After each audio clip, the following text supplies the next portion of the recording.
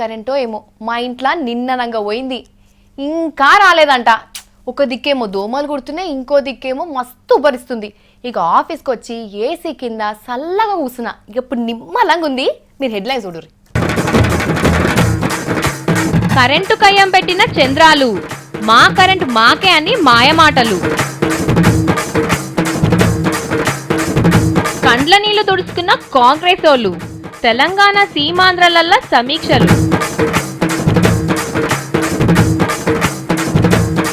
ఇప్పటి సంధి ఏపీ జాగల టీఎస్, నంబర్లు మార్చుకోనీకి 4 నెలల టైం. టిట్టర్ పిట్టకు కొత్త కొలువు, అయ్య రూట్లనే పడ్డ తొలి అడుగు.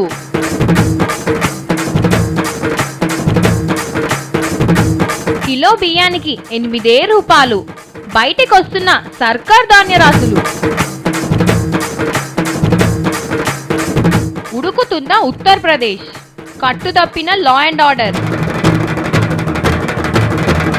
పక్క రాష్ట్ర పోల సంగతి మనకెందుకని చంద్రబాబు గురించి ఎంత తక్కువ మాట్లాడదామన్నా నాతోనే అయ్యేటట్టు లేదు. చంద్రాలు లేని తీన్మార్ వార్తలు కూడా ఇక సంపూర్ణం అయ్యేటట్టే లేదు. వద్దన్నా సారు వార్తలకు వస్తూనే ఉన్నాడు. నాతోని మల్లన్నతోని కొద్దిగా భుజం తట్టించుకుంటూనే ఉన్నాడు. మొన్న మల్లేగా మాట్లాడినట్ట చంద్రాలు. ఆ మాటలకు మా మల్లన్న మస్తు మెచ్చుకుంటాడట. మీరు కూడా జనంత కళ్ళు చోలు పెట్టినుర్రి. హైదరాబాద్ కు నేనే ముఖం గడిగి పోడరేసిన అని చంద్రాలు చెప్పుట్లో ఎంత నిజమున్నదో తెలియదు గాని తెలంగాణను ముంచుట్ల మాత్రం ఈయననే ఫస్ట్ ఉన్నాడు అన్నది మాత్రం నిజం. కావాలంటే కరెంటు మీద ఒట్టేసి చెప్తున్నా. ఇద్దుమున్నప్పుడు ఇద్దరు పెన్లాలు, ఇద్దు మొడిచినాక ఇడుపుగాయిదాలు అన్నట్టు రాష్ట్రం కలిసి ఉన్నప్పుడు సింగరేణికెళ్ళి బొగ్గెత్తుకపోయినరు, గోదావరి కృష్ణల మన పాలు గుంజుకపోయినరు, బొగ్గు మనదే నీళ్లు మనవి ఎత్తుకపోయి కరెంటు తయారు చేసుకున్నది ఆంధ్రోళ్ళు. ఇడిపోయే రాష్ట్రంలో లడాయి లేకుండా తెలంగాణకు తక్కువే కరెంటు ఆంధ్రోళ్ళు ఇయ్యాలే, ఆళ్ళంతలాలు బతికేదాకా ఆదుకోవాలని ఇడగొట్టేటప్పుడు వివరంగా చెప్పిండ్రు కేంద్రం వాళ్ళు. అంతేనా రఘుసారు? 2 ప్రాంతాలు కూడా ఒక నిర్దిష్ట నిష్పత్తిలో పంచుకోవాలని ఉంది. ఇది ఇంత మంచి ముచ్చటుంటే ఇప్పుడు కుప్పంకూరు మీద చంద్రాలు ఏమంటాడు, చల్ అట్లుండది, మా తాన తయారయ్యే కరెంటు మాకే, మీ తాన తయారయ్యే కరెంటు మీదే అని కొత్త పంచాది పెట్టిండు. అరే ఢిల్లీలో ఇట్లా చెప్పలే కదా సారు అంటే ఎవలేంది చెప్పేది, మాది మేమే అంటున్నాడు. ఏమన్నా న్యాయమేనా ఇది? తెలంగాణను అభివృద్ధి చేసినానే ఆంధ్రోళ్ళు ఒక్క మాట సమాధానం చెప్పుండ్రి. బొగ్గు ఏడ వెళ్ళితే ఆనే కరెంటు తయారు చేయాలి, నీళ్లున్న కాడనే కరెంటు తయారు చేసే ప్రాజెక్టులు కట్టాలి. కానీ మీరేం చేసిండ్రు రాజా? ఈడికెళ్ళి బొగ్గెత్తుకపోయి విజయవాడలో కరెంటు తయారు చేసిరి, నీళ్లు గుంజుకపోయి అక్కడ ప్రాజెక్టులు కట్టుకుంటిరి. తెలంగాణలో సిమ్మున చీకట్లో కూడా కరెంటు బుక్ చేసుకుందామంటే వెలుగుతలేదు. దీనికి కారణం మీరేనా? తప్పు చేసింది మీరే, మళ్ళీ ఇవాళ కరెంట్ ఇయ్యం పొమ్మంటున్నారంటే ఎట్లా చెప్పుండ్రి? ఇద్దరం కలిసి ఉండే తట్టే ఉన్నదా ముందు ముందు ఈ పంచాది? లేని కయ్యం ఎందుకు తయారు చేస్తున్నావు? తెలంగాణ కరెంట్ ఇయ్యొద్దని కంకణం కట్టుకున్న చంద్రాలను తెలంగాణ తెలుగు తమ్ముళ్ళు అట్కాయించాలి కదా. అయ్యో గట్లంటే ఎట్లా సారు, మా ఇజ్జత్ పోదాయిడా అని. చెయ్యి గుర్తు మొన్నటి ఎలక్షన్లల్లా ఎందుకు ఓడిపోయింది? అవును, ఎందుకు ఓడిపోయిందబ్బా? అగ్గో ఓడిపోయి నెల గడిస్తే ఇంకా ఆలొల్లెందుకు అని మీ మనసులో అనుకుంటారు కదా. నాకు తెలుసు, మీరు ఏమనుకున్నా నాకు అన్ని తెలిసిపోతాయి. కాంగ్రెస్ పార్టీ అంటే కాంగ్రెస్ పార్టీవా? నిన్న ఓటమి పేరంటం పెట్టి ఎట్లోడిపోయినాం, ఏం చేద్దాం 5 ఏళ్ల దాకా అని రంది చేసిండ్రు. ఇటు తెలంగాణలో పొన్నాల లక్ష్మయ్య పేరంటానికి పెద్దరికం చేసిండు, అటు ఆంధ్రాలో రఘువీరయ్య చేసిండు. ముందుగాల పొన్నాల లక్ష్మయ్య తానికి పోదాం. వారెవ్వా ఇక చూడు ఏం చక్కనున్నారో. మొన్న ఓట్లల్లో జనం పెట్టిన టోపీలు ఇంకా అట్లనే నెత్తికి పెట్టుకొని కూర్చున్నారు. పొన్నాల సార్ చూడు 3 రంగుల కండు వేసుకొని మెడల నెత్తికి నెహ్రూ తాత టోపీ పెట్టి ముచ్చటింటున్నాడు ఆఫీస్ బేరర్ల ముచ్చట. ఇక అటెనకచేరి తెలంగాణ కాంగ్రెస్ ఓటమి సంఘంతో మీటింగ్ పెట్టి చెప్పుండ్రి నాయనా ఎట్లా చేద్దాం, మన పని గిట్ల అయిపోయా, తెలంగాణలో ప్రత్యేక రాష్ట్రం ఇచ్చినా పబ్లిక్ పవర్ మన చేతికి ఇవ్వకపోయా, మళ్ళొచ్చే ఓట్ల వరకల్లా మనం గట్టికి కావాలి, అదివారి దాకా ముఖ్యమంత్రి మీద కన్నేసి పెడదాం, ఏమన్నా ఎటమాటం చేస్తే లొల్లి పెడదాం, పబ్లిక్ దగ్గర అయిదాం అనుకున్నారట. ఒక్కొక్క సంఘం వాళ్ళతోని ఒక్కొక్క పారి మీటింగ్ పెట్టి ధైర్యం దండిగా నూరిపోసిండట పొన్నాల లచ్చినారు సారు. మీరేం భయపడకుండ్రి, అంత మన మంచికే అయిందని. ఏమన్నా ఉంటే చెప్పుండ్రని అడిగిండ్రట. ఇక ఎవరికి దోషిందాలు చెప్పిండ్రట. మేము బాగానే దండలాన్యం కానీ జనం ఇన్లే ఇటు తీసుకొని అట్టేసిండ్రని కొంతమంది అన్నారట. కాలిపోయిన చేతులతో పచ్చడాకులు పట్టుకుంటే లాభం ఏమున్నది, కానున్న కార్యం ఏదో చూద్దామని వెళ్ళిపోయిండ్రట ఎక్కడోళ్ళు అక్కడ. ఇక అటు ఆంధ్ర చేయి గుర్తు పెద్దనేలు రఘువీరయ్య కూడా ఓడిపోయిన వాళ్ళను ఉమ్మాయ డక్క అందరిని పిలిచి ఓటమి పేరంటం పెట్టిండట. మన తాన కాంగ్రెస్ పార్టీ ఓడిపోలే, అభ్యర్థులే ఓడిపోయినరు కాబట్టి జనం మనకు గొప్ప పదవి ఇచ్చిండ్రు, ఓడగొట్టి అని కొత్త ముచ్చట చెప్పుకొచ్చిండు ఆయన. ఇప్పటి సంది ఏం చేస్తే మళ్ళా జనం మన దిక్కు తిరుగుతారో చెప్పుమంటే తలా ఒక్క ముచ్చట చెప్పిండ్రట. ఎవ్వరు చెప్పినా ఎందుకు ఓడిపోయినామని చెప్పిండ్రట, కానీ ఒక్క ముచ్చట మాత్రం మర్చిపోయినరు. అదే కాంగ్రెస్ పార్టీ వాళ్ళు ఏమన్నారు ముందుగాల, తెలంగాణకు ఆంధ్రప్రదేశ్కు వాచ్ డాగులు లెక్కుంటామని అన్నారు. అనుడు ఆలస్యమే లేదు, పబ్లిక్ అన్నట్టే చేసిండ్రు. కాంగ్రెస్ వాళ్ళని వాచ్ డాగులని చేసిండ్రు, బంగారు తునకలు ఇత్తడి తునకలు చేస్తా అన్న వాళ్ళకి అధికారం ఇచ్చిండ్రు. గిట్లా అయిపోయింది చూడు. మీ బండి నంబర్ ఏంది? AP 29 CA 49 గిట్లున్నదా? మంచిగా చూసుకోరి. అయితే తప్పు, నేను చెప్తున్నా కదా, మీ నంబర్ తప్పు. ట్రాఫిక్ అయినా ఫైన్ కూడా రాస్తారు. మీరు పేపర్లు చూపించినా సరే ఆ నంబర్ తప్పు అంటే తప్పు. నేను చెప్తున్నా కదా, తప్పు అంటే తప్పు. ఇక ట్రాఫిక్ అయినాకి ఇచ్చేటందుకు పైసలు ఎక్కువంటే ఇక నేనేం చేయలేను, మీ ఇష్టం. అసలు మీ బండి నంబర్ ఎందుకు తప్పు తెలుసా? చెప్పాలనా? వింటారా? మనుషుల రాతలు దేవుడు రాసినట్టు స్కూటర్లు కార్ల రాతలు ఆర్డీఏ ఆఫీస్ వాళ్ళు రాస్తారు. ఒక్కసారి దేవుడు రాత రాసిందంటే మార్చలేం గాని అదే ఆర్డీఏ పోలీసు వాళ్ళు అయితే మారుస్తారు. తెలంగాణ రాష్ట్రం వచ్చింది కాబట్టి మన స్కూటర్లు కార్లు బస్సులు జీబుల నెంబర్లు మారుస్తున్నారు. ఇదివరదాకా మనకు AP 24 AP 29 అని వస్తుండే కదా. ఇక నెంబర్ల ప్లేట్ల మీద ఇప్పుడు AP ఉండదు. మనం పైకం పెట్టి కొనుక్కున్న బండి మీద మన రాష్ట్రం నెంబరే ఉంటది. ఆంధ్ర వాసన కూడా ఉండదు. AP అంటే ఆంధ్రప్రదేశ్, TS అంటే తెలంగాణ స్టేటు. AP జాగాల TS పెట్టి మళ్ళా కొత్త నెంబర్ వేసుకోవాలి. అది కూడా ఏ జిల్లాకు ఏ నెంబర్ వస్తుంది అనేది తయారు చేసిండ్రు. కానీ రాష్ట్రం విడిపోకముందే చాలా మంది బండ్ల మీద AP తీసేసి TS అని రాసుకున్నారు. కానీ అవి లెక్కకు రావు. కేసీఆర్ సార్ తిరిగే కారుకు మొన్ననే నెంబర్ మార్చిండ్రు కదా, అగో దాంతోనే షురు అన్నట్టు. అదే తీరుగా ఇవాళ బుధారం సంధి మొదలుపెట్టి 4 నెలల లోపట బండ్లు కార్లు లారీలు బస్సులు జీబులు ఇట్లా ఏం ఉన్నా గాని నెంబర్ ప్లేట్ల మీద TS కనబడాల్సిందేనని చెప్పేసిండ్రు. మరి ఇట్లా మార్చేదందుకు పైసలు ఏమన్నా తీసుకుంటారా అని మీకు అనుమానం వస్తుండొచ్చు. కానీ ₹1 కూడా తీసుకోకుండానే నెంబర్లు మారుస్తామన్నారు రవాణా శాఖ వాళ్ళు. ఎందుకంటే కొత్త రాష్ట్రం వచ్చినందుకు పబ్లిక్ సంతోషంగా ఉండాలి, కానీ జేబులు గుల్ల చేసుకుంటే ఏం బాగుంటుందని సర్కార్ వాళ్ళు కూడా ఆలోచన చేసి ఫ్రీగానే నెంబర్లు మార్చాలని నిర్ణయం చేసిండ్రట. ఇక మరి ఆలస్యం చేయకుండా పోయి నెంబర్లు రాపించుకోండి.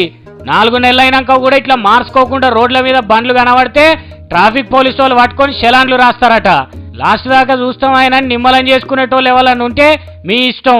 పోలీసు వాళ్ళు రాసే చలాన్లు కట్టేదందుకు తయారుండుండ్రి. మరి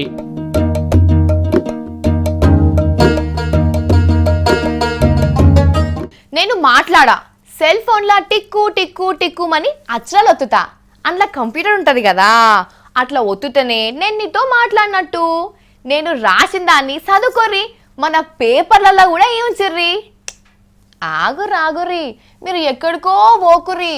ఈ ఏషం నాది కాదు. శ్రీ శ్రీ శ్రీ నారా చంద్రాలు వారి ఏకైక పుత్రరత్నం బాలయ్య వారి అల్లుడు గారు శ్రీ లోకేశం గారిది. సరే, ఎలక్షన్లు అయిపోయినాయి కదా, చంద్రాలు బమ్మర్దే ఎమ్మెల్యే అయిండు. మరి కొడుకు ఖాళీగా ఉంటే మంచిగా ఉంటుందా?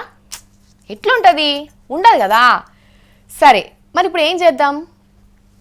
సార్ ఏం చేయబోతుండు? ఇంటర్నెట్ ట్విట్టర్ పిట్టే నారా లోకేశం ఇప్పటికి పనివంతుడైతుండమ్మా. ఇన్ని రోజులు ఎట్లుంటుండే, గాలికి తిరుక్కుంటా కంప్యూటర్లో పిట్టరాతలు రాసుకుంటా కూర్చుంటుండే. అప్పుడప్పుడు పార్టీ ముచ్చట్లో ఏలు పెడుతుండే.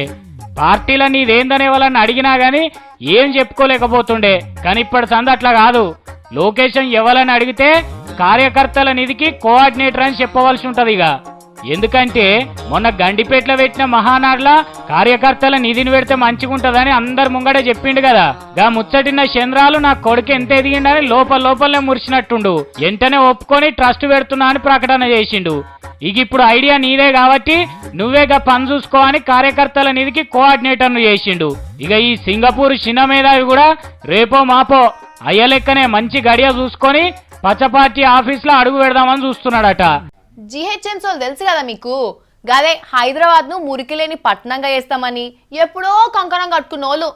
గదేందో వాళ్ళు అన్ని పనులు చేస్తారు కానీ అసలైన మురికి ముచ్చటే మర్చిపోతారు. పాపం వాళ్ళకి మతి లేదు అని అనుకుంటాం మనం. దగ్గుకుంటానో తుమ్ముకుంటానో తిట్టుకుంటానో ఇంటి దగ్గర ఉన్న చెత్త తీసి పక్కింటోళ్ళ ముందు వేస్తాం. ఇక అక్కడ ఇంకో పంచాది. సరే ఇప్పుడు జిహెచ్ఎంసీలో ముచ్చట ఎందుకు అనుకుంటారు కదా, ఆలో మంచి పని చేసిర్రు. మరి మంచి పని చేసినప్పుడు మెచ్చుకోవాలి కదా, అందుకే మెచ్చుకునే తందుకే గీ వార్త పట్టుకొచ్చిన. మన హైదరాబాద్ కోసం, ఇక్కడ ఉండే జనాల కోసం జిహెచ్ఎంసీ వాళ్ళు పగలనక రాత్రనక ఎప్పటికీ ఆలోచన చేస్తూనే ఉంటారు కదా, వీళ్ళతోని ఎట్లా పన్నులు కట్టిపియాలి, ఎట్లా చేస్తే జనాలకు రోగాలు వస్తాయని. ఇప్పుడు లేటెస్ట్ గా మెదళ్లకు ఎవ్వరికి రాని ఒక కొత్త ఆలోచన వచ్చింది. 5 రూపాయలకు అన్నమని మొన్నటి సంది టెంట్లేసి కూసోబెడుతుర్రు కదా, ఈ వ్యాపారం మంచిగున్నది అనుకున్నారో ఏందో గాని ఇంకొక ఆఫర్ కూడా పెట్టిర్రు. హైదరాబాద్లో ఉన్నోళ్లకు ఇప్పటికెళ్ళి రూపాయికే నాస్టా అని చెప్పేసిర్రు. 5 రూపాయలకు అన్నం అంటేనే జనాలు ఎగబడితే మరి రూపాయికే టిఫిన్ అంటే ఇంకెట్లా ఎగబడతారో కదా అనుకున్నారు కావచ్చును. మన మేయర్ సారు ప్రారంభం కూడా చేసిండు. ఈ టిఫిన్ సెంటర్లు ఎందుకు పెట్టిండో కూడా చెప్తుండు, ఇనుర్రి.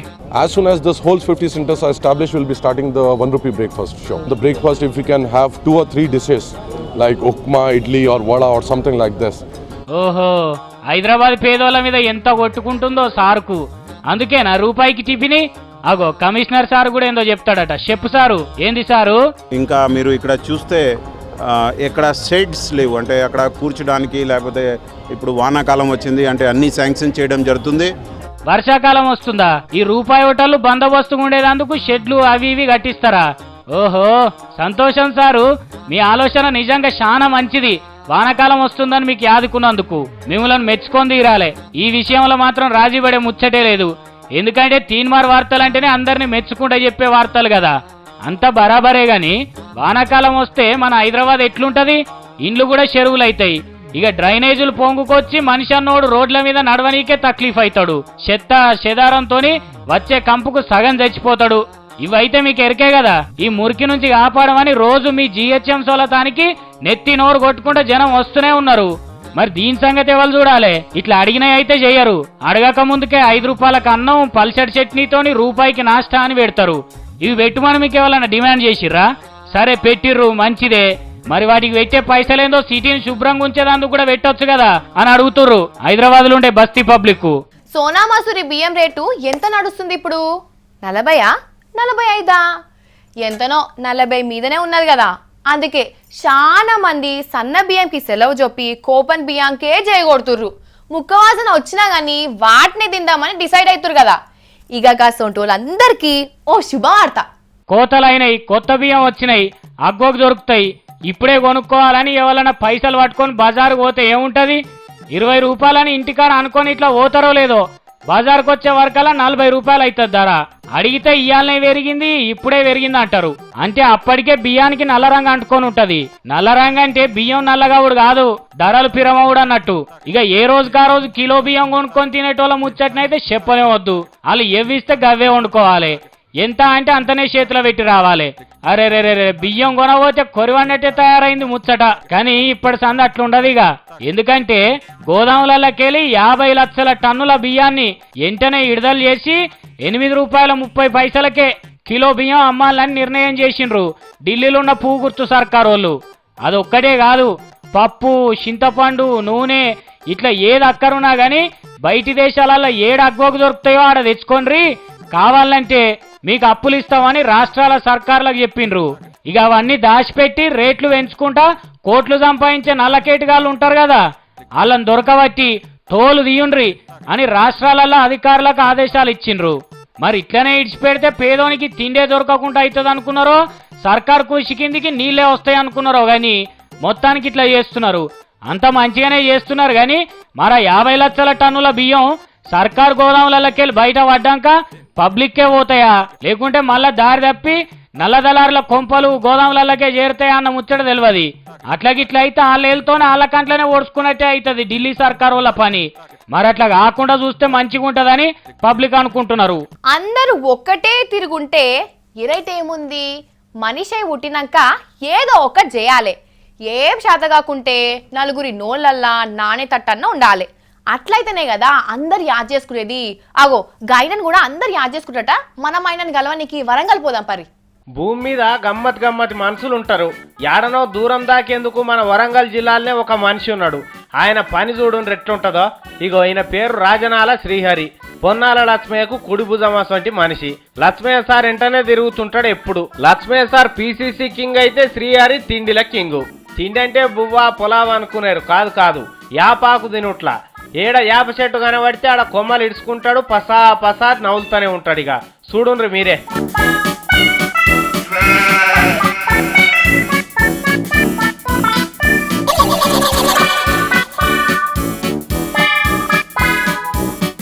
చూసినరా శటాన చేదు ఉంటుంది.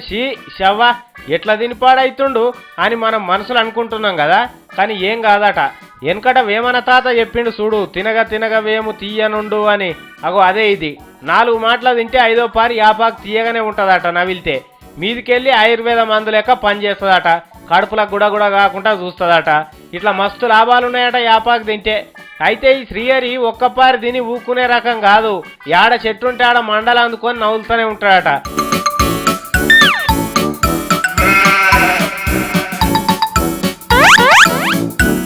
ఇక అట్లనే మొత్తం యాపాకు తినే బతుకుతున్నాడా అంటే అదేం కాదు.